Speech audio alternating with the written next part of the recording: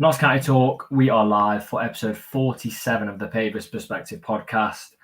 I'm joined by Matt. I'm sure you'll have seen Matt on the channel multiple times on the phone in recently, but I think you were one of the first people to ever be on the channel, weren't you, Matt? I think.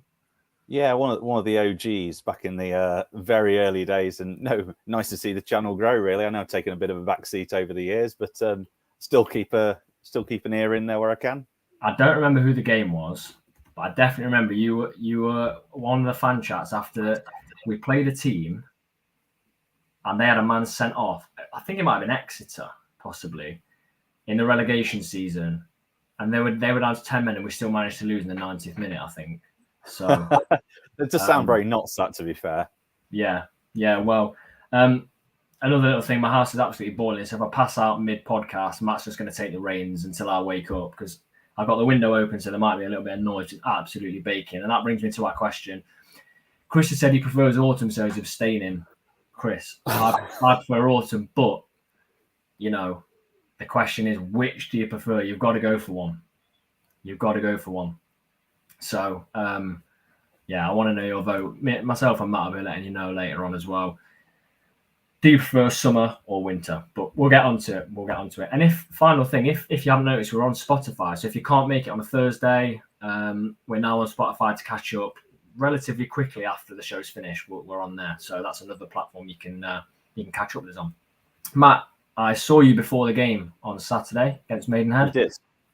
I can't remember what prediction you gave me, but it was a fairly good performance, wasn't it?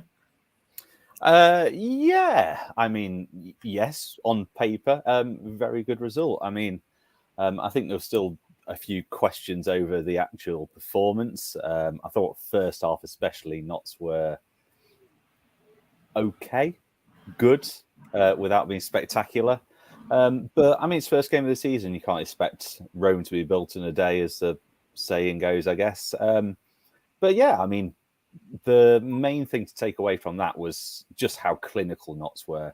And the criticism of them over, especially the last season, was they played a lot of nice football, but had no end product, or they weren't clinical.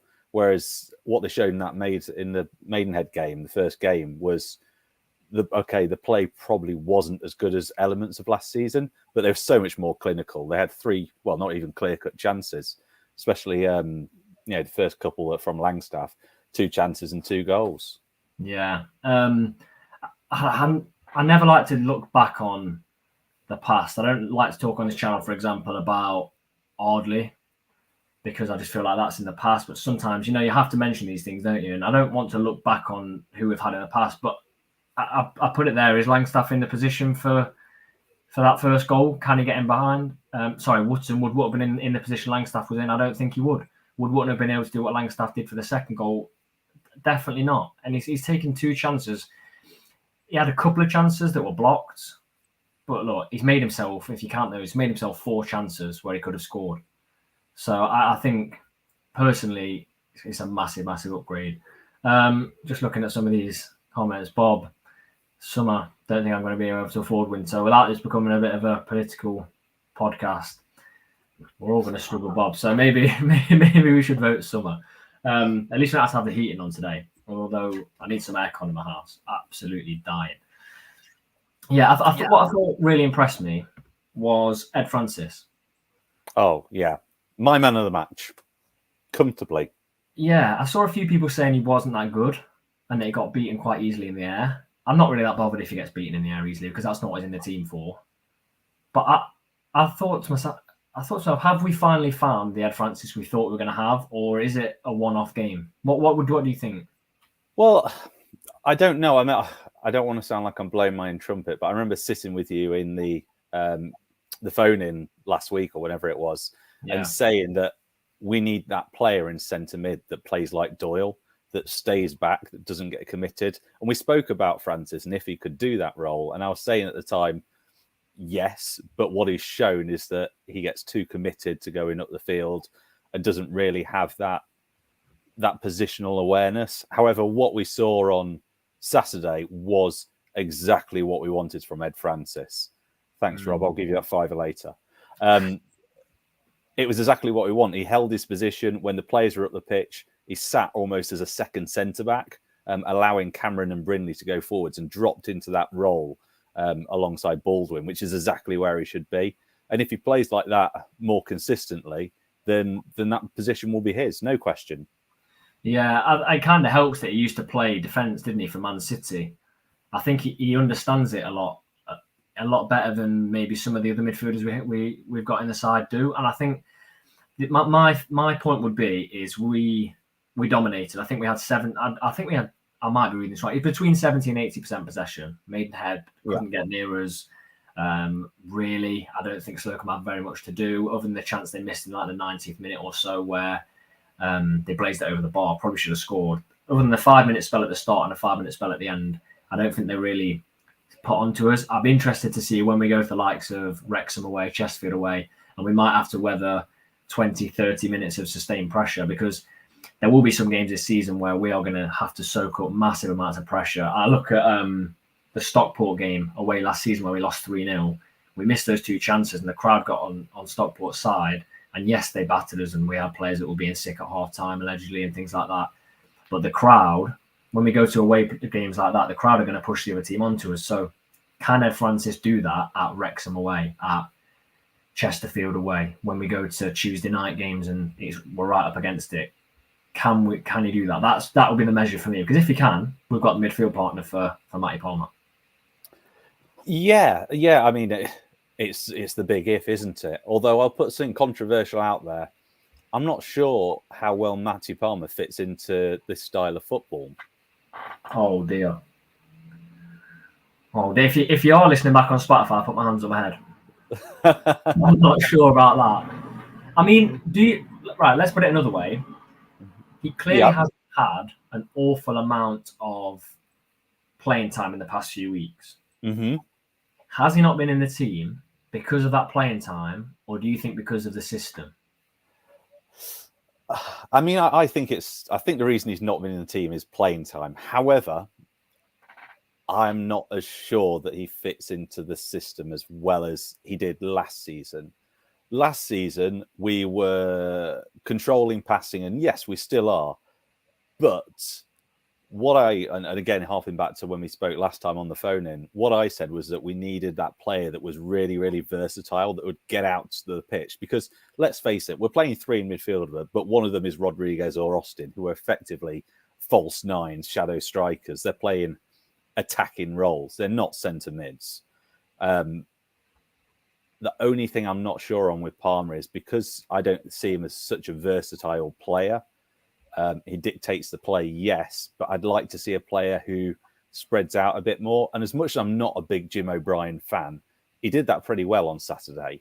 And that's like we said last time, someone like Frank Vincent, who is very versatile. He's got a real potential to be that second midfielder. And it sounds so weird. I wouldn't have thought 6 months ago I'd be campaigning for a Frank Vincent, Ed Francis centre mid partnership. But here we are. So that's going to split a lot of people. I personally think Matty Palmer can't. I think last year he was one of our best players. No question of a doubt. I've got no qualms on Matt Palmer as a player. All I would say is I'm not sure if his style of play suits the Luke Williams tactics. Yeah. I'm just reading some of the comments. Ian says it was all going so well, Matt. Rob says an interesting point. I feel that Palmer played how Bertrand wanted him to. I hope he can adapt to what Williams wants. Is there anyone out there that agrees with me? Anyone that even sees what I'm trying to say? Probably not. Have you got a thick skin? I'll hop onto my second account. No, we're all good natured in the chats on a Thursday night. No one's wanting your head on a stick. But I think I was thinking this earlier. My dad's just been round, and as everyone knows in the channel, I think my dad's watched every single video we've ever posted. Genuinely as well. I think he takes the time to watch every video. So I was talking to him about this, and he was saying a good discussion for tonight might be, do we need another midfielder? And when you've got Palmer, Bajrami, Vincent, Jim, and Ed Francis, I don't think we do. I don't think we need another one. My point would be Palmer for me starts. Last year I would have said he was the most important player on the team sheet. This time I'd say it's Ruben Rodriguez. Then I'd probably say Langstaff or Cameron. and then I put Palmer down a little bit. But William here says can't see Palmer doing too much pressing. We'll have to see how he does. I haven't necessarily seen enough of him in this system yet. A bit of backup. All I'm doing is laughing at people saying what a ridiculous comment and when's Will back? Will's very well liked on this channel. I don't know if anyone's seen Will's videos. Find Will on Twitter. He's in a club in Croatia singing "The Knots Are Going Up" or something. It's just a great. Not my fault. We're down to 5th reserve, and here I am. Don't hate me for it. 5th reserve, Matt. You're not 5th reserve. Don't worry. So I get what you're saying, but for me, I disagree. I think Palmer's absolutely class. He's got to be in the team. I think to have a player that good, he has to fit in. There's no point having him if he's not going to be in the starting lineup. He has every potential to adapt to this new style of football. No question of a doubt. He's more than talented. But all I'm saying is, based on what we saw of 2021, 22 Palmer, I don't think that style of football suits what Williams is trying to do. So yes, of course, he's got potential to evolve, but we need to see more from Palmer. We need to see Palmer evolve his game to fit into this style of tactic, I think. Can I just say, 82 people watching in this weather on a Thursday night, massively appreciate it. Like Matt said at the start, the channel is literally going strength to strength, and it means we can go to more games to get more content out there. So just want to say, first of all, if you are watching, thank you very much, because we're trying to get as much out there this season as we possibly can. And if you're not already subscribed, please do. We're growing massively as well. So just want to put that out there. Talking about people in the system, I do want to mention this because I feel really bad for him. Talking about people that didn't fit the system, I don't think Cal Roberts fit the system. I've just seen he's out for 8 to 10 weeks with a hamstring injury. So I know a few people have been saying that in the chat. I feel for him. I really do. We do, but I mean, anyone that had any doubts over why we sold him, we said last time he doesn't fit into the system naturally, and he has had his injuries, and this is sadly another injury for him. So there's an Aberdeen podcast, Red Tinted Glasses, I think they're called, Aberdeen podcast. Got in contact when Richardson signed, and they asked me what I thought of Richardson. Told him extremely fast. This. Said I think he may struggle in the Scottish League defensively. Got a message a few days ago. They said, you're right about him defensively. Really struggling. I also said about Cal Roberts, they said, what's he going to bring you? I said, very, very good with the ball at his feet. Bigged him up, said he can score a hat full of goals. What's going to happen, I said, is you might find he's injured quite quickly. Lo and behold, a game and a half in. And I think you're right, Matt. That I know it's a hamstring injury and that can happen whenever, but that could have been something. He could have played 2 games for us and got a hamstring injury, and then he was out, and his season could have been disrupted. And instead, we've now not got to fit him into this system. Fantastic player, but I think that on the face of it, it's a very good sale, getting profit. It's a no-brainer, and it isn't about having the 11 most talented players on the pitch, as ridiculous as that sounds. And this is kind of what my argument was with the Palmer chat. It's about having that balance. You might have 3 incredible CAMs, the centre attacking mids, but you can't play all 3 of them in centre mid because they're going to run you ragged when they've got the ball. It's that balance, and Cal Roberts was arguably the second most talented player in the squad behind Rodriguez, in my opinion, in terms of his natural ability, but didn't fit into the team. Yeah, exactly. I assume this is Casey, who is our new version of Knots Live, who's doing some really good write-ups. He loves Francis. So there you go. He got some more backup. With the Francis point though, I'd love to see him be the player we thought he was going to be. I'm sure at one point he captained an England side, one of the youth team. I think he did. I'm sure when he signed, they mentioned that in his interview. Yeah. So, yeah, massive. Thank you, Dogs UK. Really, really nice comment from you there. Appreciate that. So let's have a look then. Didn't take long for Tuesday night games to be back.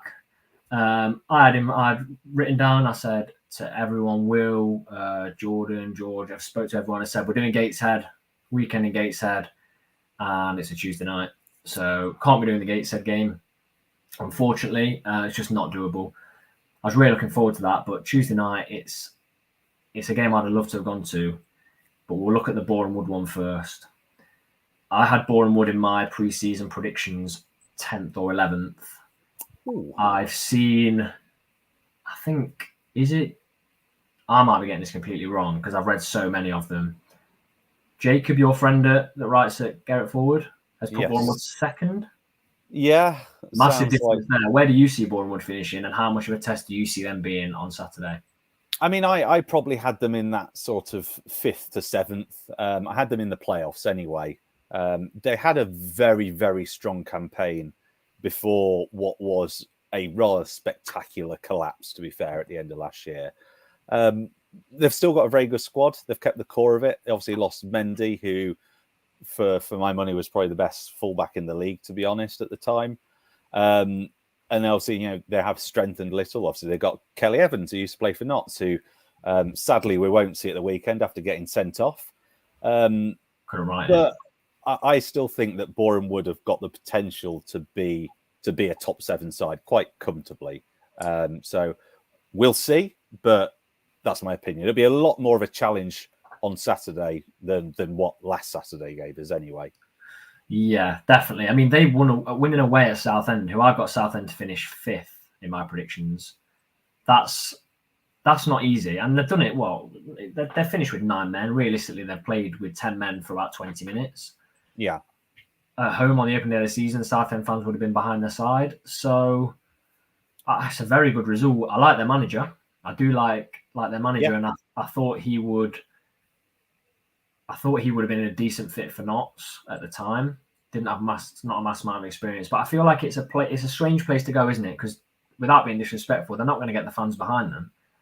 Could you imagine Boreham Wood with the fan base of Notts or Wrexham? That'd be a real difficult side to go to. It's hard. It's a really hard one. It is, but it ponders the question: are they better away from home because they don't have that balance between the fans? They don't have that big of a home following, so maybe going away from home doesn't make that much of a difference. Yeah, I'm looking for a positive here ahead of the weekend, but I do think it'll be tricky. I do think it'll be tricky. Like you said, losing Mendy to Wrexham, who is the best wing back in the division on that side at least, it's a blow. But I don't know. It's never ever an easy game ever. No, and there's another player who Williams mentioned there, Zach Brunt, of course, on loan at Boreham Wood now. Yeah, you know what's going to happen. Yes, William, he will definitely score. That'll be sod's law. He'll probably have a hat trick in the game of his life, because that's how it works. I think Zach Brunt under Luke Williams would have been fantastic, personally. Seeing what he did in a very short space of time, I'm going back to it again. I thought he changed Carl Roberts in a short space of time. I thought he would look really good under Williams. What we're seeing at the minute from Ruben under Williams, ran the game against Forest, absolutely ran the game. Sam Austin looks brilliant. So I think Zach Brunt would have been good, but I think he might score. I do think he might score. How much would you love? I know the 3 points is the big thing. How much would you love another clean sheet?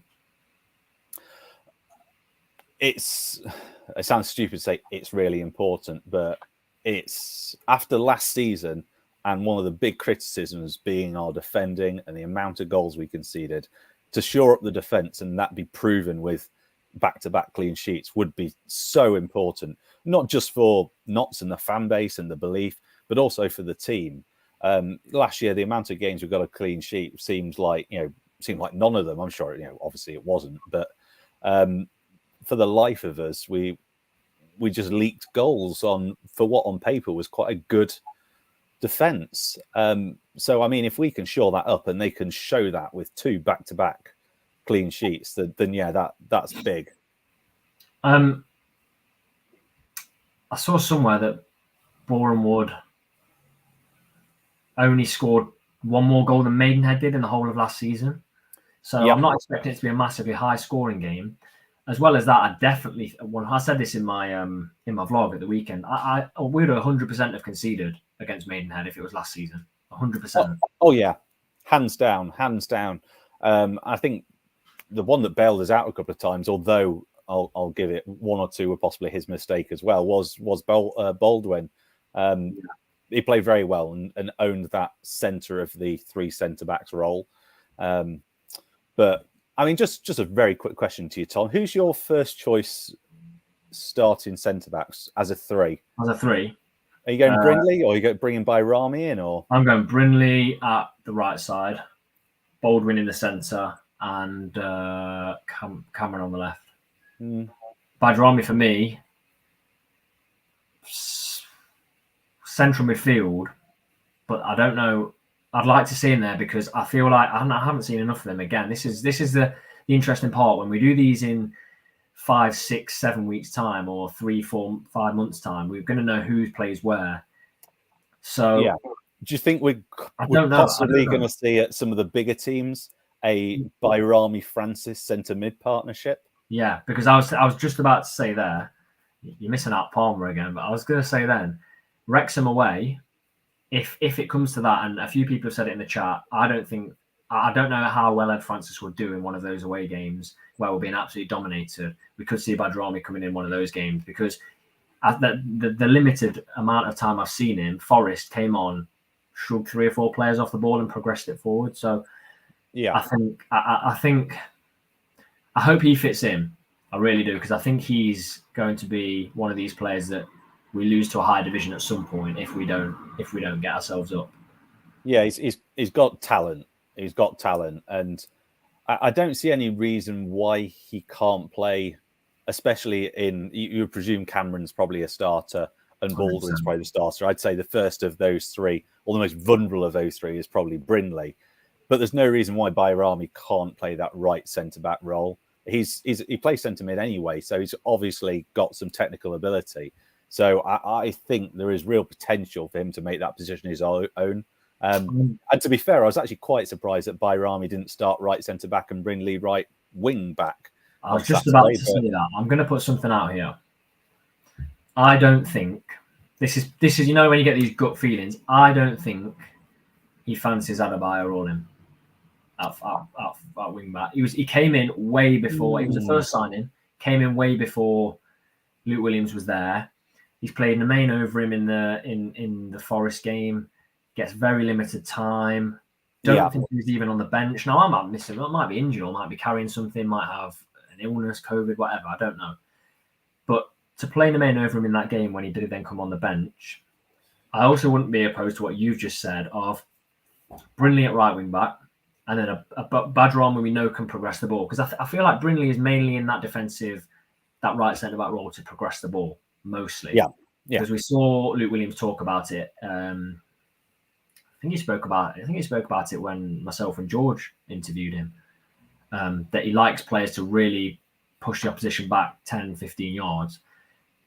If we were to have Baldwin, Badrami, and Cameron, and then a wing backs of Chickson or Taylor and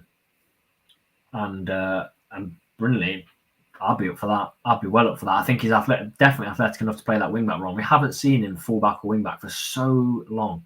Yeah. You got to remember, he was a very good right back anyway. He kept Kelly Evans, who was a very solid performer out of the team for a large part of that season. Ebbsfleet fans said how good Adebayo Rolling was, though. Yeah. Yeah. Yeah. It's a different level, though, isn't it? It is. And I think there is probably more of a gap between National North, South and National than there is probably National League 2.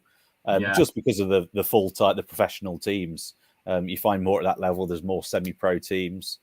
But I don't know. I mean, for you, does Naman come in at right wing back then? I don't know when his suspension's over, to be fair. Another couple of games?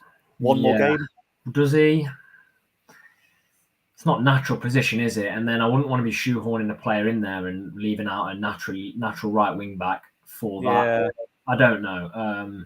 He's got home game written all over him. And then I keep going back to this because I'm foreseeing what's going to happen. Would I play him at home to Chesterfield?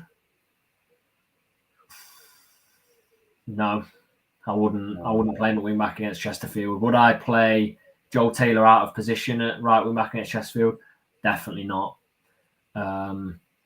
Chesterfield's going to be a test for me for the midfield because they've got Dobra. They've signed from Ipswich, scored on the opening day. if we're not on it in midfield, we'll be dominating. I think that's where I could see Badranga come in. But back to that wing-back situation, I'm really not sure. I hope he fancies that by rolling because he's fast. He's supposed to be good. He's got good ball progression from last season if you look at the stats for Ebbsfleet. So, I don't know. It's an interesting one. Because I don't think Chick's not left wing back. I quite like him there. What about you? Yeah, I see after the 4 wing backs we've really got, I see Joel Taylor and the man as your more attacking pair, and you probably see Adebayo Rolling and Chickson, I'm swearing now, as your more defensive pair of wing backs. So I don't know. You kind of want some consistency with the team that you're putting out, but I probably go for right now. I'd probably go for Chickson and the man. Yeah. Yeah. I'd go. I don't know. I actually don't know. I'd want Taylor on the left personally. I got absolutely hammered on Twitter by a few people for saying Taylor had a good game at the weekend. Absolutely battered by a couple of people. One of them Quite said, rightly. Don't know what I'm talking about. I thought Taylor was good. No, not just because of his goal. Come on, I know when winter football's got very statistical now. He got a second assist for the first goal as well, linked up with Sam Austin before it was crossed. I thought to say he's come out of position, barely played last season at all in a same formation but a new way of wanting to play. I thought he was okay. I thought he was good. Personally. Yeah, but he was a right winger as a youth player, so he's played out there before. He did a lot of good stuff, but for a defensive player, I thought he made a couple of mistakes, especially quite easy mistakes like misplaced passes, etc. Yeah. But I mean, all is forgiven for what was a absolutely beautiful goal. So it was. Williams made a good point. Says good. We're having this conversation. It shows we've got options. I think in the wing back positions we're good. I'd say Wrexham have absolutely destroyed the wing back positions with the players they've got. I mean, Mendy. If we'd have got Mendy at Notts, I'd have been lumping on us to go up. He would have completed the team that well. But I think we're okay. I think we've got some good options. I think we're very secure over the pitch now, and I'm going to put it now. I wouldn't sign anyone else unless they massively improve the team. Like, we don't need a squad player. Did you see you would have seen the bench at the weekend was incredibly strong. Scott on there. Brave saying you wouldn't sign anyone. I wouldn't. I honestly wouldn't. I think we're perfect now. We're bordering on having too many if we sign anyone else. Goalkeeper? No, you've done me. I was talking about outfield players. Oh, so sorry. Goalkeeper. I love Sam Slocum. No problem with. Yeah, Tom can be the keeper. No problem with Slocum as a goal. And that's such a ridiculous comment, but it's 2022. No problem with his goalkeeping abilities, but his distribution, again, does it fit into the style? I don't know. George said something to me halfway through last season, and I think it was at the point of we realised we couldn't get top, and it might have been on the way home from Stockport with Will and Jake in the car. And he said, do you know what? He said, I love the team, I love the players, but right now, I'm not. I can't remember his exact words to me. He said something along the lines of, he's not going to be sentimental about any players anymore because we need to just get out of this division. There's no point in, you know yourself, ever since he came in, we loved Deon Kelly-Evans, but he's not good for a side that wants to get promoted. I'll admit that now. He said he's not being sentimental anymore. And he said, let's not give players time. If Sam Slocum's not good enough, then get someone else in. Because he could, I'm not saying this had happened, and I really do like Sam Slocum, but imagine we played out from the back and there was a mistake and it was against Chesterfield. We lose against Chesterfield, and then it doesn't matter. I don't buy it. It's all the start of the season. Every result matters. Yeah. So we could go on and lose the league titles Chesterfield by a point. And then you look back at that game, things like that. So I think if we're going to get a new keeper, let's sort it. Because last year we messed about like mad, and it was ridiculous. Yeah, I find it quite confusing because if you remember back when Tiernan Brooks signed his new contract, the talk was, or the message from the boards, the manager, etc., was that he'd be going out on loan again. And now he's still here and he's number 2 goalkeeper. So something's gone somewhere. Something's gone wrong somewhere. And if you look back at the Baseford game, we actually had a keeper on trial, didn't we? Yeah. The lads from Wolves, I think, who was on loan. I think Kidderminster or someone last year. So that would insinuate that we have considered getting a new goalkeeper.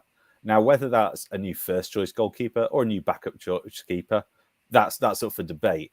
But it would signal for me that they weren't entirely happy with what Slocum can do. Now, is it a case that Slocum's proved himself and they're now comfortable with him as a number 1? That'd be great if it is. We haven't got to do anything.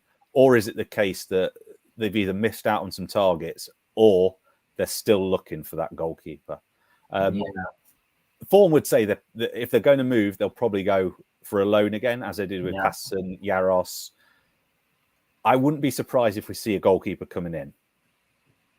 Whatever happens, I don't want it to be the mess of last season. You've got to have some consistency. Yeah, and that's what I was saying. There's no sentimental value anymore. If a player's not good enough to get us promoted and Luke Williams doesn't want him, sorry, you're not going to be in the side. And that's not to say Slocum isn't good enough, because Luke Williams might really rate Slocum highly. They might be working on things in training. Look, like you say, Slocum's a fantastic shot stopper. Really good. One of the highest save percentages in the league last season. And distribution, but there's plenty of keepers in this league that won't have the level of distribution. They're not going to be Edison or Allison in the Premier League. So if Luke Williams is happy with him, sorted. Let's crack on. But if not, I don't know. I guess different managers. You look at the style of last year, it was quite obvious they wanted a keeper that played out from the back. I don't know. Maybe Luke Williams isn't as bothered about that as a character and a goalkeeper. But regardless of that, I would like to see Brooks go out on loan again. I'd like to see him play a more senior level. In fact, I'd like to see him Vanarama North South. Yeah. I also saw Slocum had 20 long balls played last weekend. Second place, I can't remember who it was. In the whole division, they had 9. So I was very surprised with how direct we went, and I think it was the pace of Langstaff. Yeah, but I think Williams was quite critical of that. I think he said they went direct a bit too often. I seem to remember him saying it in his post-game press conference. So if he looks at that and sees, it was Slocum or it was, the defence, then you never know. It might be something that needs to be addressed. But you're right. Whatever they need to do goalkeeper-wise, do it early doors. Don't leave it till last year where we had 3-4 goalkeepers play over the season, because it's no good for the defence. Good for the defence. Let's very quickly look at, before we do our teams and score predictions, let's very, very quickly look at Gateshead. I'm expecting us to go there and pick up 3 points. I think. I hope. I certainly hope. It's another game that's got potential banana skin on it. Adam Campbell, Luke Knight. Is it Luke Knight? I can't remember. Lewis Knight. Lewis Knight, yeah. Sorry, Lewis. You didn't play too much. That pacing behind, we need to watch. Yeah, I don't think Knight was in the squad at the weekend, so I'd be surprised if he's there on Tuesday. But it's got banana skin written all over it. It's a Tuesday night. It's a long way from home, and not so prone to the odd banana skin. So I certainly wouldn't put it down as an easy win. But if we're going to be looking at top 1, top 3, it's a game we need to win. These are games that we shouldn't be saying, I'd take a point. These are the games that we should be saying we need 3 points. Realistically, or in my opinion, I should say, I can't see Gateshead being top half. In fact, with the players that they've lost, mainly due to our fault, I think they'll probably be bottom quarter. So, we need to go there and we need to get 3 points. But, first, let's look at Boreham before we start getting ahead, I guess. Yeah, Langstaff and Scott will obviously be returning there. I think we'll see at least one of them and maybe both. I still like to see them together. Yeah. But then do they know how they play? Yeah, well, possibly. But can you stop Langstaff? You saw his turn in the box. That was way above the National League level. Have you seen the slow motion one they put up on their Twitter? That's above National League level. So it's a case of, can they stop, or did they put all their eggs in one basket and try and stop Langstaff, and then you leave a player like Ruben? Because I think having Langstaff in the side, opens a lot more spaces up for Ruben. Last season, when we had the games where Cal wasn't firing or didn't play, they just doubled and tripled up on Ruben, and it was almost impossible. Like some games, I would look at him and I was thinking he's having to come to the halfway line to pick the ball up. And I think that an element of that was down to, as much as we like Wotton, we don't want to sound like Wotton's gone, now we're going to bash him every 5 minutes. He wasn't particularly versatile. He kind of stuck to that fixed central position, so he didn't need to be sort of man-marked or watched as much as a Langstaff would, with how mobile he is. I'm also under the impression last season as well, it's sort of this ruthlessness of wanting to get out of the National League. Last season, I would have said to you, I want us to beat Gateshead. And then I'd have said, yeah, but if we beat Boreham Wood, then I'll take a draw against Gateshead. I don't see it like that anymore. I see it like if we beat Boreham Wood, even more reason to go and get the win against Gateshead. Yeah, so, I mean, I completely contradict myself and say I'd probably take a point against Boreham Wood. But yeah, I would. But I would take a point against Boreham Wood. Well, let's just say we need 4 points from the next 2 games. That's a good way of putting it. And that's minimum, because I think any game you lose now, you're looking at losing ground on Wrexham, who I never feel confident. I looked at them, they were losing to Eastleigh, and I knew. I said to the people next to me, I said, they're going to win that game, comfortably win that game. Yeah, with the resources they've got, it's astounding, isn't it? Because they're into FFP at this level, I guess. But I mean, and I saw that it's been approved that they can now sign players after March, I think it is, which they weren't previously allowed to under the Welsh FA rules. If Wrexham aren't in that top 2-3, they're going to lob another couple of million at it. It'll be, they'll sign someone from League One, League Two. So there is no let's catch up this year. We need to start strong. We need to. There won't be a catch up, will there? No, there won't be a chance. Basically, no. So what if not struggle this year? They will bring in a couple of players. If Wrexham struggle this year, they will buy a couple of really good League Two, League One players. Yeah. And as much as I think Notts are a big club, if not a bigger club, don't shoot me for that. I think you're right. I think I'm right as well. The resources that they have compared to us are different leagues. 100% agree. Right. Really good debate, Matt. Let's get on with the poll first, because it's an important one. I'm sat here. Yeah. I'm surprised I've made 37 minutes without passing out. It's boiling hot. Which do you prefer, summer or winter? 58% have said summer. Surprised me. I thought it'd be in the 70s, 80s. Yeah, I thought more to summer. 42% have said winter. Matt, what would you go for? I would have gone winter. I'm a wear shorts all year round kind of man. I like the cold. I like winter. It's too hot. I've got a bald head. It sweats. Give me winter every day long. I'm going to vote winter. Oh, most of summer there's no football. No. Winter, you can't be going to an away game in the winter, freezing cold, getting back in that car on the way home. You've got your win. You're travelling home. Kings Lynn springs to mind. 1-0 down at the break. Go and score 4. Not a lot of football. And you know what? I'd rather be hot. I'd rather be cold and get warm than be hot and try to get cold. Because at the minute, it's impossible. Yeah, you're right. Go to the football on a Saturday. It'll start to go dark when the game is. Get home, have your tea, probably play some pro clubs with Tom. And there we go. Yeah, what more do you want in the world? I think you can't beat get a win on Saturday, go home and have a curry. Can't beat it. Oh. I'm not having a curry in the summer. Even though I did have a curry the other night, but I'm not having a proper curry in the summer. Too hot. Curry in the summer. You are a crazy man. Too hot. And yeah, like I say, can't beat the festive fixture list either. So games coming out your ears. I don't mind a bit of cricket. I don't mind the 100 and T20, but it's not football, is it? It's not football. Right. Score predictions will come after the lineup. I'm gonna say I'm keeping the same formation, and I'll go through, and you let me know if you will make changes. Okay. Both go Slocum in goal. Yeah. I'm keeping the back three the same: Brinley, Baldwin, Cameron. Are you agreeing? Yep. I'm going left wing back. Joel Taylor. Okay, I'm sticking with Chickson. Okay, I love Chickson, but I'm going Joel Taylor for this one. and I'm going right wing back. Toby Adebayo rolling. I want to see him. I want to see him play. Although I do think we'll probably see him against Gateshead if we're going to see him. Who are you going at right wing back?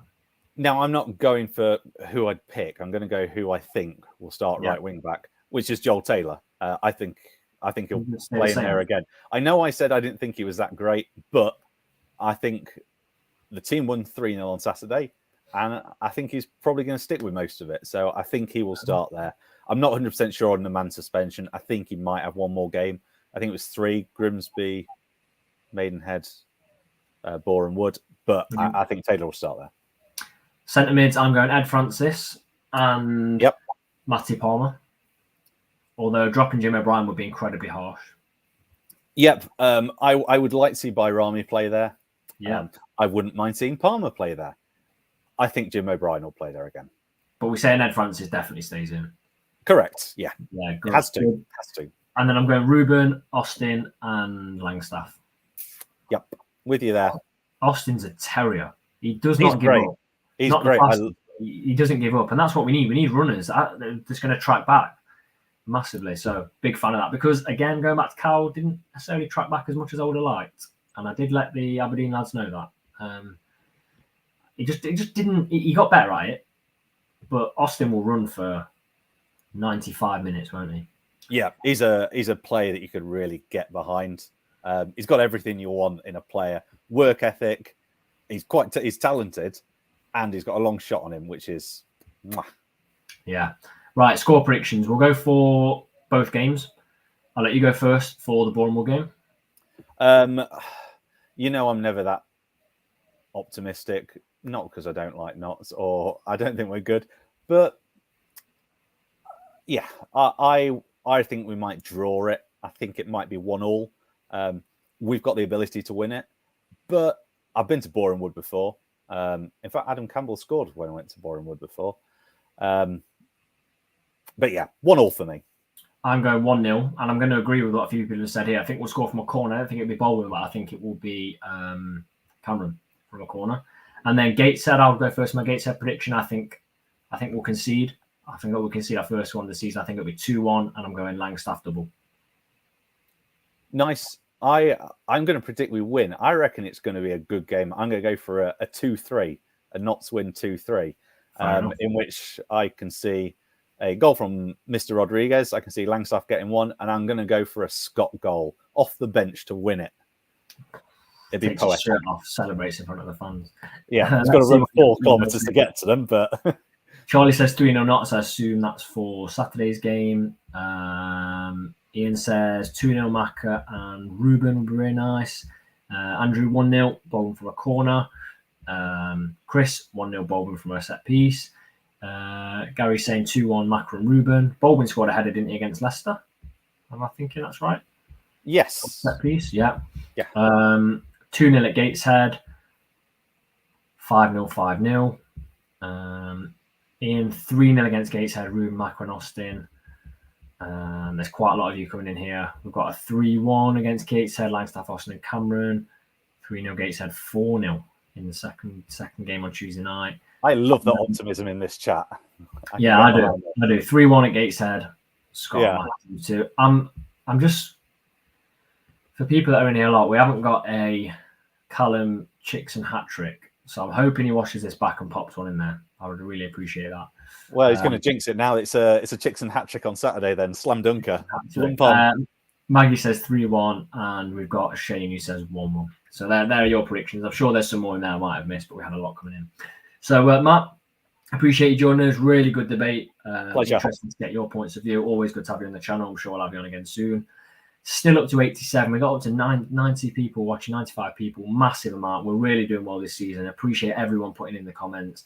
If you haven't already liked the video, please do. It helps to push it out to more Notts fans. And any more comments or thoughts you've got, leave those. And don't forget to subscribe to the channel. And if you're traveling to either of those games, safe travels. Hopefully you can bring back 6 points in total.